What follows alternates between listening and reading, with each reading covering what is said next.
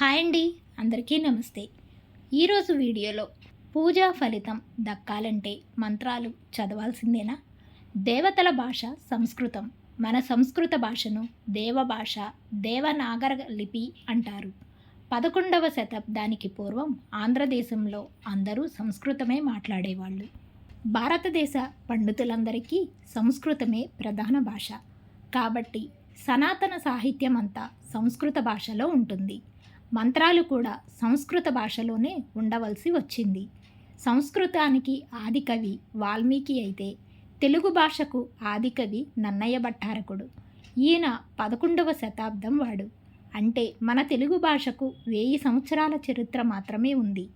1000 సంవత్సరాల క్రితం మన తాత ముత్తాతలందరూ ప్రాకృత భాష సంస్కృతానికి ముందున్న భాషలో మాట్లాడుకునేవారు. పండితులందరి భాష సంస్కృతమే ఉండేది.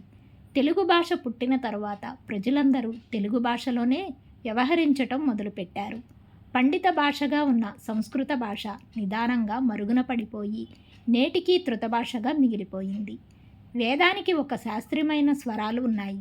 స్వరయుక్తంగా మాత్రమే వేద పఠన జరగాలి. అలా పఠించకపోయినట్లయితే మనకు మంచి జరగటానికి బదులుగా చెడు జరిగే అవకాశం ఎంతగానో ఉంది.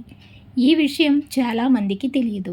ఇప్పుడు మనకు దొరికే బ్రాహ్మణులందరూ పొట్టకూటి కోసం పూజలు చేయిస్తున్న వారే. ఇటువంటి వారిని జన్మ బ్రాహ్మణులు అంటారు. వీరు కర్మ బ్రాహ్మణులు కారు. కర్మ బ్రాహ్మణుడే నిజమైన బ్రాహ్మణుడు. అయితే కర్మ బ్రాహ్మణుడు 1,00,000కు ఒక్కడు కూడా దొరకడేమో. ఇది బ్రాహ్మణ జాతికి గౌతమ మహర్షి ఇచ్చిన శాపం. దేవుని పూజించడానికి, స్మరించటానికి, దర్శించడానికి వేద మంత్రాలతో పనిలేదు. కానుకలతోనూ పండ్లతోనూ పనిలేదు. దేవుడు భక్తిని నుండి కోరుకునేది సంచలత్వం లేని పవిత్ర మనసు మాత్రమే. మంత్రాల భాష మాత్రమే కాదు, మోగవాని భాష కూడా దేవునికి తెలుసు.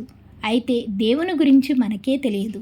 కోటి భక్తులు ఉన్నా పరిపూర్ణంగా దేవుని గురించి తెలిసినవాడు ఎక్కడో ఒక్కడే ఉంటాడు అని చెబుతుంది భగవద్గీత.